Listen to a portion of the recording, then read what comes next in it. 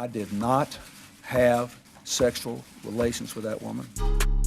Yes or no? Did you ever take banned substances to enhance your cycling performance? Yes. I had no prior knowledge of the planned assault on Nancy Kerrigan. I am deeply sorry for my irresponsible and selfish behavior I engaged in. Hey, it's Oops the Podcast. Everybody, come on in, gather round. It's time for your favorite twice weekly podcast. It's Francis, your host, and also, of course, Giulio Gallerati. What's up, everybody? How you guys doing? Yeah, that's it. That's the nice way to get into it. Oh yeah. What a week, man. What a lot of stuff going on here. I want to talk to you first about the not Hawaii. What am I saying? The volcano in New Zealand. Yeah. Now, this may be yesterday's news for you if you follow the news, but we didn't talk about it yet. We have not. Here's the issue. Have you followed this story? A little bit, yeah. So here's the problem.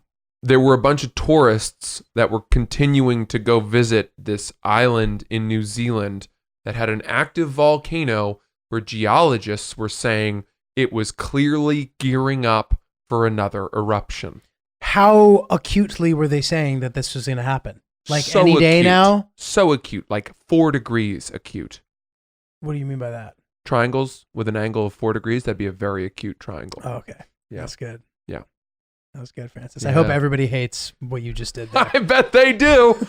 Okay, so all these people, I mean, I think it was well known. First of all, the volcano on the island was very active. So, okay. It erupts all the time. One second. So the reason why I asked that question is because plenty of active volcanoes out there, plenty of it could erupt any time, and that never deters anybody because nothing ever happens. So that's why I'm asking how were the scientists literally like, you should not be going there right now? I don't know the answer to that. I wish we could get a hold of some scientists in New Zealand, but I don't know the answer to that. I do know that they had said it's gonna blow. Okay. Now, my guess is that the problem with the volcano on that island is that a lot of its eruptions aren't that big of a deal. Right. You know, I bet maybe it bubbles a little bit. It's kind of like a little pre-cum. Right. And also, when's the last time you heard of people dying from a volcano? Pompeii. It's been a minute. Pompeii. Right. Which, speaking of which, the last time it erupted, my grandmother fled with my uncle. No way. Mm-hmm. They escaped the eruption of Vesuvius. That volcano 1940 something is still active. Yeah. And so many people live in the blast zone. Yeah. That if it were to erupt, it would be big trouble. People have to evacuate.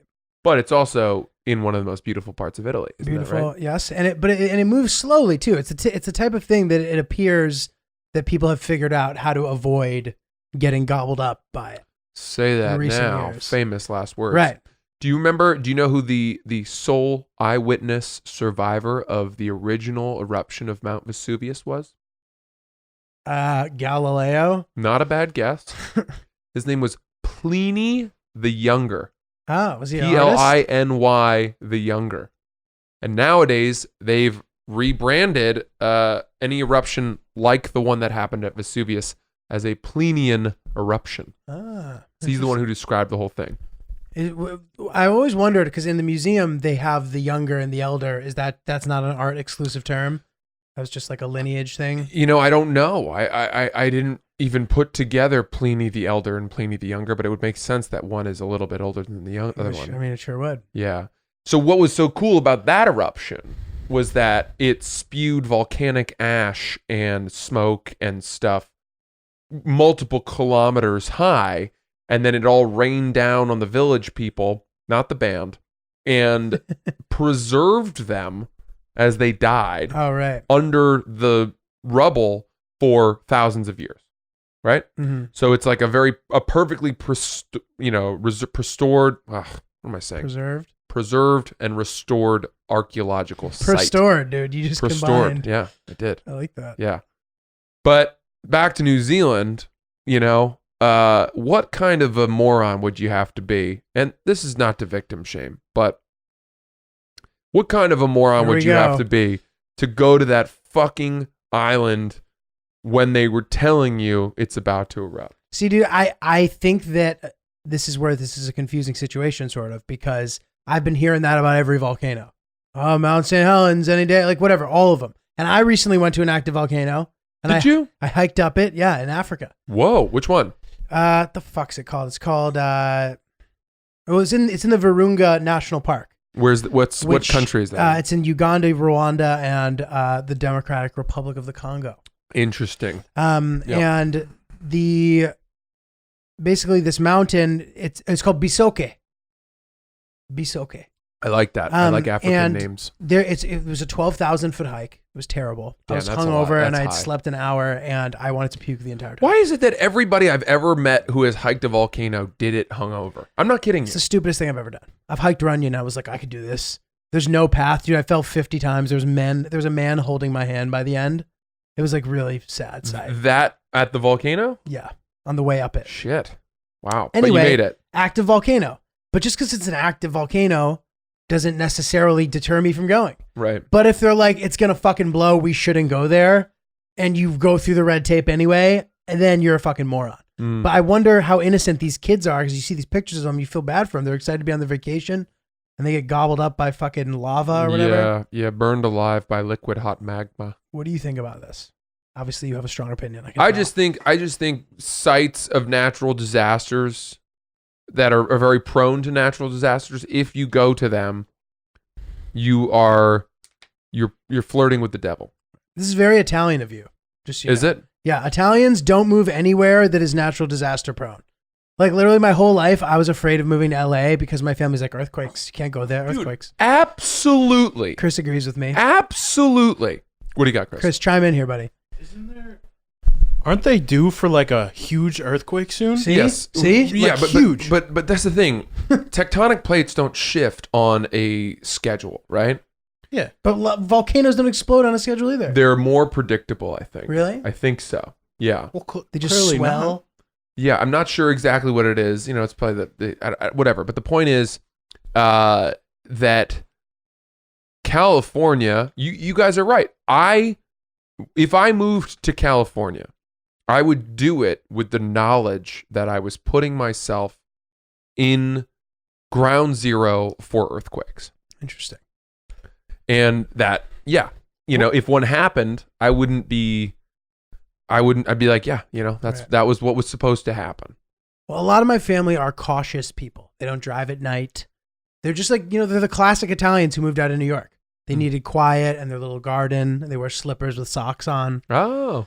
And, Way to get around. And they're afraid. You say Indiana, they say tornadoes. Yeah. They're like, what? They're like, oh, okay, yeah, I guess. Mm-hmm. So they're afraid, and their world gets rocked by the idea of a natural disaster. So to hear you say what you're saying, it just seems like a very Italian. Well, Maybe you have some Italian in you. Do you everyone, Italians, you guys are so, more than any other group of people, you guys talk about what it's like to be Italian. I'm English. I don't talk about being English. You guys ascribe everything. We're annoying, dude. To being Italian. You're We're like, annoying. well, it's because we're Italian, We are annoying. Why? Why does this shit always come? Is it because of all the fucking movies about the mob and So that's the thing. That depends. infatuation with Italian lore in America? What kind of Italian are you? How far removed are you? You know what I mean? Like my parents are pretty Italian. I mean, they're both from the country of Italy. It's not like my grandparents and whatever. Like, so I think how far separated you are from Italy shapes your experience a bit. Fair. However, no matter what that means, there's still some strong characteristics that you associate with your family. Yep. Some of the things that I've said are some of the things that I feel are characteristic of Italians. But they also always compare the Jews and the Italians and how we moved here. And the Italians, the second they made enough money to leave, they left. Where the Jews instead were like, oh, we're going to buy a bunch of buildings and stay for another generation. And now they're all rich. And now we all live in Staten Island. So interesting. That's what they say. So the Italians live in Staten Island. We have a low threshold for risk and we have short tempers. I just don't think we're as well suited for life in the modern world as other groups of people. Interesting. We're very delicate. Mm-hmm. Interesting. Italy has an interesting history. I think if you move past the idea of the Italian Riviera and pastas and the romance and the guys wearing very tight pants with their slick back hair and their square sunglasses and their Bluetooth earpieces. The land of little alpha males, man. That's what I always picture. You look at their involvement in both world wars, and well, obviously in World War One, they were with the Germans. World War II as well. Wait, do I have that wrong? I think so. I thought they were with the Germans in World War One. World War II. And then in World War II, I thought they were on the right side of history. World War II, they were allies until the last minute. Oh, and you're then right. but actually the Germans were heavily involved trying to help them out, like on some of their fronts, and which led them to kind of like lose a lot of their army as well. Interesting. They were a very big liability, and they conquered Ethiopia. Remember Mussolini? Yeah. Okay. Mm-hmm. Yeah. Yeah. World War One, but in World War II, weren't they with the Allied powers? No. Allied forces. No. They eventually ended up being by the end of the war. But Interesting. by that time, like Germany's demise was imminent. Got it. Okay, I was thinking about this. I completely forgot about this, but I feel like this is a great story. I had a girlfriend 5, 6, 7 years ago, whatever. Must be nice. It was great. One day, her family had this fancy vacation house in this island called Mystique, and it was Connecticut. No, it's part of the Grenadine Islands. Yeah, not even close. And it's private. yeah, close, dude. 1,500 miles away. Yeah. But dude, so this island was sick. It was like there's no cars on it. Like you have to drive golf carts, and it was like fancy, whatever. Sure. Really sick, whatever. So one week she's there with her family, and out of nowhere, we were happily dating. She's like, "Hey, I don't want to be with you anymore. Sorry." While you were there. Well, she was there. Oh. I was just sitting at home, Okay. living my normal life. And then she's like, "Yeah, and we shouldn't talk." And we didn't talk through it. There was no process. She just kind of like severed ties, and that was it. Yeah. Over. Really sad about it. And I told one of my older friends. This guy's must have been in his 50s. And Who has 50-year-old friends? I knew you were going to say that. And you know the answer is Francis, well-rounded people. Italians. Yeah. Italians have 50-year-old friends. Yeah, it's a fucking grandparent, dude. We all have that. Get out of here. Hilarious. Okay, but seriously, this guy is a non-relative person in his 50s who's friends of mine. I told him the story, and he was like, "That's so upsetting." This is like 3-4 months later. Here's the story. He's like, "That's so upsetting that she did that. Like, I'm hearing all these like stories of girls treating guys terribly." He's like, "Let's get her back for you." And I was like, "Well, what do you mean?" He's like, "Picture this. I had just told him a story about how I met this really hot model at a comedy show, but that was the extent of it. She gave me her number. I texted her. She never responded. And he's like, let's create the story that you're now dating that model. I'm going to tell, okay, so I'm friends with this guy's kids. That's an important element. But I'm like, we have our own separate friendship. But he goes, I'm going to tell my daughter. And then she's going to tell somebody. And then she's going to tell my son, and he's going to tell people. And before long, it's going to get back to her that you're dating this super hot model. Wow. And watch how quickly she texts you." And I was like, okay, let's try. So we fabricated this whole story about how I'm dating this super. Her name's Cody Cabral. Right? You guys can look her up. Codie Cabral, Cabral. She might be married now. I don't know. But so this goes around and it gets back to her. She ends up texting me. We end up dating for 3.5 more years. Then listen to this. What, 3.5 more years? Yes. A year ago, I ran into the model at a commercial audition and I told her the story. I was like, I made up that I was dating you so that I could get my girlfriend back. And it was a nice little moment. And how did she take it? She thought it was hilarious. She's like, that's great. She didn't mind that you had just used her as bait? I used her as bait. Yeah. This is her. She's pretty, right? Yeah, I mean, I had a feeling. I met her at New York Comedy Club. I'm looking at Cody Cabral. Actually, we were gonna hang out. She went to South Africa or something, and she probably didn't want to hang out with me anyway. But crazy story. So we concocted this whole plan to get me my girlfriend back, and it worked. That's incredible. And actually, she doesn't even know that. I hope she listens and hears that. Jesus Christ. So you never told the girlfriend? Even though you guys dated for 3.5 years. More years after we had initially. You broken never up. told her, hey, I have this crazy secret that is very pertinent to you. So we never. The reason why she reached out was never directly addressed, but it was definitely because of that. And I never told anybody. Actually, I've never told anybody this. I don't think, except for like you guys and the model girl, because I kind of forgot about it. Right. But man, you every so manipulative. Every week, you drop something on us that speaks to some kind of screw being loose, because you basically, in some weird way, catfished yourself. I don't know exactly how it works, what I'm trying to say, but you secondhand catfished your girlfriend. Now, how long did that relationship last in its entirety? Like, I guess 4.5 years, man. That's like gotta be the longest relationship you've ever been in. It was on and off. Like a year. We dated a year, and then 9 months off, and then we dated a year and a half, and then it was like that kind of situation. Interesting. Are you a big on and off guy? I don't want to be, but I have been historically. My current relationship is the longest straight block of relationship I've ever been in my life. Let me ask you this. Do you fall victim to something that happens to me very often, which is that you date someone and then you break up with them and then you go out in the world and you think, oh no, nothing is what I thought it would be. Oh, how I pine for the absolutely discarded flotsam of yesteryear. Of course. And so you go and you lay down the most gallant bouquet of roses and you perform all these acts of service, and then you get back together and then you date for a bit and then you're like, oh, I was right the first time. 100%. You always end up at that It's relapsing. realization every time. Yeah. It's literally like addiction, dude. I wonder if there is a person out there who has ever broken up with someone, fought to get them back, and been right, where they said, oh, I was so wrong to end the relationship. This is the person for me. 100%. We're going to spend the rest of our lives together and be very happy. There is. I know some people. There's an example from Hollywood where that was the case. Who? And have you seen the movie The Big Sick? Yes. What a great movie. It's a great movie. Great movie. The whole premise of that movie is that. What's the actor's name? Kumail Nanjiani. So Kumail meets this wonderful woman. They date. They fall in love. But then his family is very traditional, Pakistani, and they arrange marriages. And they don't like her. And he breaks up with the woman. And then she gets very sick.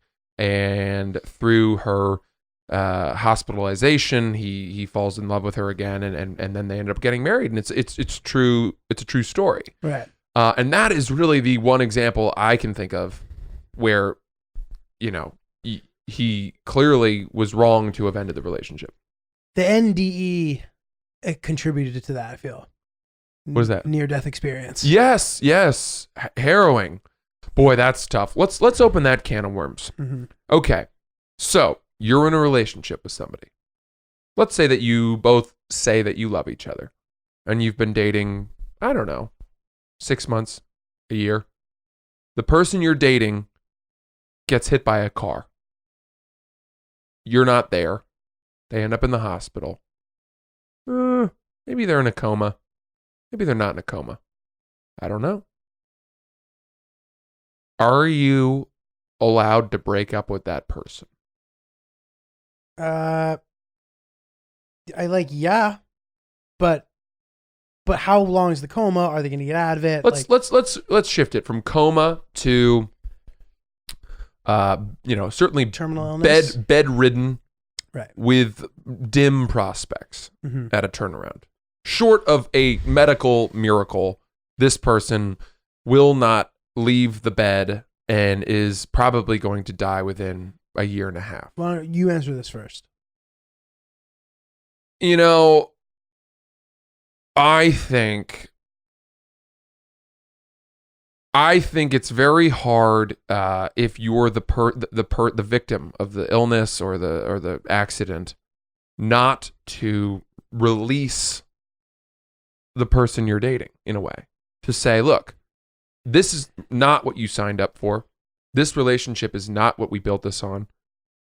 I would love to keep you in my life and have you come visit me, but by all means, you need to move on. And this is what my girlfriend always says to me if we ever talk about this, like, you know, hypothetically. She's like, I would break up with you first if I was like dying or something, or like was unable to date you able-bodied, or I just made that up, that word. No, you know what I mean? I know what you mean, yeah. I would definitely stay with the person, especially if they were dying, it's easier than if they're not dying. Right. Unfortunately, because at least the dying, there's like an end to you can't just leave them. There's a finality to it. That's terrible. But if they're just like permanently unable to participate in the relationship for whatever reason, I don't know. It's really. But let's say that, case by case. let's say that the person has 6 months to live, right? And would you then? That's not that long, right? Would you stay with the person until they died? Absolutely. Okay. What if it were a year? Yeah. Really? Dude, a year is nothing at this point. A year feels like the amount of time it takes me to fucking jerk off, dude. Like a year just goes by like that now. Like a year, it's become my life has become decades. It's no longer years. They don't even matter. Now it's my 30s, then it's gonna be my 40s, then I'm gonna fucking die. Dude, you gotta fucking live in the moment a little more, bro. I do. But I'm just saying the way it feels now, years are starting to clump together as opposed to, you know, where I'm a junior, I'm a senior. That's why even like my girlfriend, she's like, oh, she's a grade above me. I'm like, the fuck are you talking about? We're adults now, a grade above you. Oh, she's the grade before me, but she started like no more school referencing. And maybe it's because I'm a little older than her, so I give her a little bit of slack with it. But I'm like, that's stupid. Just so you know, you are young for your age. You've maintained a youthfulness and a vigor and a proximity to young people. Probably a lot to do with our work that makes it so that, you know, if you were to foil yourself against America's 33-year-olds, right? You know, a lot of them would be on their second kid, halfway through paying their mortgage, whatever it may be. Right. I see what you're saying. I would say that I am an older soul than you, and you're 3 years older than me. It's potentially true. Yeah, it's potentially true. And you know, one could also argue that it's just a New York thing. Could be. But I would say to that even my New York friends who are my age seem to be moved on to their next phase of life. And I feel like I don't relate as much to them. Right. Yeah, that's true. Some of my younger friends. I don't know. This weekend, I'm going to visit two of my dearest friends. I've talked about them on the podcast before. My closest friend from college and his wife, both of whom set me up with my current girlfriend. And they've had a baby who is now, I think, 3 or 4 months old. They've bought a house in the beautiful suburbs of Philadelphia. He's incredibly successful and can work from home like 4 days a week. And she's now getting back to her job, having just coming out of. Is this the breast milk? Leave. Yeah. Okay. I'm going to see the baby this weekend. I'm actually really excited. You should drink her milk this weekend, man. Would you think I'd get stronger? Well, dude, just because we've talked so much about it, I feel like there's so much buildup. You need to drink your friend's milk. I'm into it. I might try it this weekend. Yeah. Drink your friend's milk. I would try it. Dude, I have tried everything to make my biceps bigger. There is no lift. My legs get bigger, my shoulders grow, my chest gets bigger, but my arms will just always forever be like fine, but never like, you're never going to look at me and be like, that guy's bursting out of his shirt, right? Breast milk might be the missing ingredient. Well, I mean, listen, I don't know that you're going to be able to get your hands on enough of it to see the gains over time. I wonder if there are like stockpiles of it somewhere. Brown sugar in there. Ooh, little eggnog by the fire there we with go, a Christmas cap on. Yeah. I have 2 observations about you before you continue talking about your friends. Hit me. And they're both positive things. Number one is that I feel like you are really good at being an attentive friend. You maintain a lot of relationships in and out of comedy, which I think is rare. It's important and rare, but like you also prioritize them in a way and you make time for it. And like, I find that to be very impressive. Thank you. You're welcome. And number 2, I think you got a great nose, dude. I sit here and I look at you in profile 2 hours a week and I see that fucking perfect beak, dude. I'm like, it's my boy. Wow. What a lovely thing to say. Very English nose. Yes. See? Well, you've got such a handsome face. It was one of the reasons I wanted you to do this podcast with me. Everyone said that. They were like, "Wow, what a handsome pair the two of you will be." Shucks. You have a very young boyish face. It's nice. Thank you. Now, I will tell you a secret about my nose. Let's hear it. So, growing up, I played a lot of soccer, and when I was a kid, I played goalie. And I came out to stop a fast break once, and the kid from Falmouth, his name was Chris Lebrecq, volleyed the soccer ball into my face and broke my nose. He also really damaged my eye. I had to have, I don't know, it was just, I had to like wear an eye patch for like 3 weeks. Oh my God. And I had to sleep sitting up because it wasn't draining. It was all kinds of, I scratched my cornea, all this shit. So I went to the hospital and my nose was all broken and they kind of reset it. But from that day on, it was never straight. And then I got in that fight that I told you about with Ricky. When Ricky was on the show, I told that story. And that guy broke my nose again, and I never got it fixed. Such that from the age of like 22 on, my whole nose was shifted to the left on the inside. So my septum was displaced, and I would close one nostril and not be able to breathe out of my nose. Oh. And I really learned this because when I was doing a lot of cocaine, I could only do it through one nostril. And everybody who does a lot of coke knows that you're supposed to even it out. Because, you know, you don't want to put so much wear and tear on one. You get the deviated septum that you already had. Yeah, exactly. But I couldn't get the powder up that one nostril.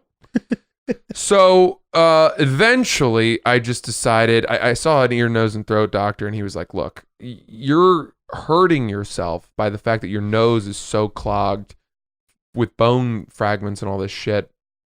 You're waking up dehydrated because you're breathing out of your mouth all night.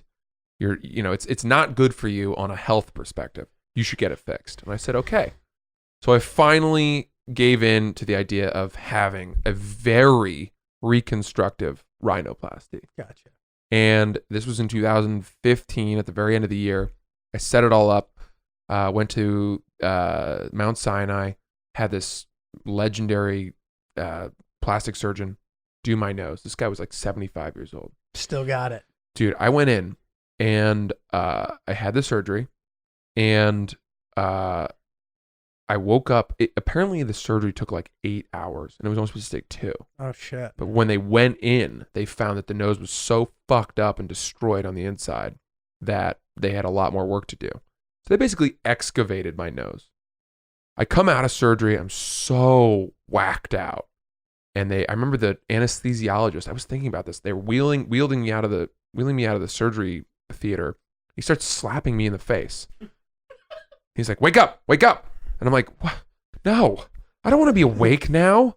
This is a nightmare. Like, let the drugs work. He's like, but they don't want, for some reason, they don't want you to sleep longer than you're supposed to. They bring you to the recovery room. My mom was there. And they were like, okay, you guys are free to go now. And I was like, no, I feel horrible. I feel like I'm going to throw up. If I get into a car to go all the way back downtown, I'm going to throw up. They're like, okay, you can hang here for a little bit. And so we hung out, all this stuff. We stayed for like 4 more hours. And the whole time I just felt horrible. Finally, they were like, you guys have to go. So we get into an Uber, and I'm just I'm clinging on to life. The whole Uber ride home. It's like 45 minutes along the West Side Highway. We went to my sister's apartment where we were staying. We got out of the Uber. I walked in, went up the elevator, walked straight into the bathroom, grabbed a tin trash can and brought it to my mouth and vomited so fast and so violently that I actually brought the trash can to my face too quickly and smashed myself in the nose that I had just had operated on for 8 hours. God. The reason that I was vomiting was that they had forgotten to pump and vacuum the blood out of my stomach that accumulates throughout the course of this So you're surgery puking blood. because you're lying on your fucking back Oh my God. and all the blood is draining through your face into you're just swallowing it all. And your body has this natural reaction of when it can't digest blood. Did you know that? No. Stomach can't digest blood. And the reason is if you have internal bleeding, your body has a natural sensor that says, hey, there's blood in your stomach. You need to figure this out because you're in trouble, and it causes you to throw it up. So that was why I was so nauseous. I'd swallowed so much blood and they hadn't taken it out. So I throw up all this blood. I smashed the trash can into my nose. All the packing of gauze that was all the way up my nostril comes out of my nose. My face is hemorrhaging blood. I saw myself in the mirror. Just then, my sister walks in the door. My mom, she goes, hey, how'd it go? My mom turns to her and she goes, Lyndon, we are not doing well. They called 911 and we had to get we were going to call an ambulance to take him right back to the hospital. Oh my God. But in the interim, we managed to get the hospital back on the phone. They were like, look, you need to take gauze and you need to shove it up his fucking nose right now. So my mom did that, which was pretty fucking painful. Oh my God. And we managed to kind of staunch the bleeding enough that we could go back, the next day and have it properly wrapped and stuff again. Jesus. But the days following that surgery are the most uncomfortable that you'll ever be in your life. Oh my God, dude. You can't swallow. There's all this shit up. Getting your face operated on Ugh. sucks. Dude. It really sucks. Jesus. Anyway, that's a pretty gruesome story. Forgive me for all the fucking horrific details. Well, dude, I have a pretty fucked up surgery story. Have I told this story before about Benny D?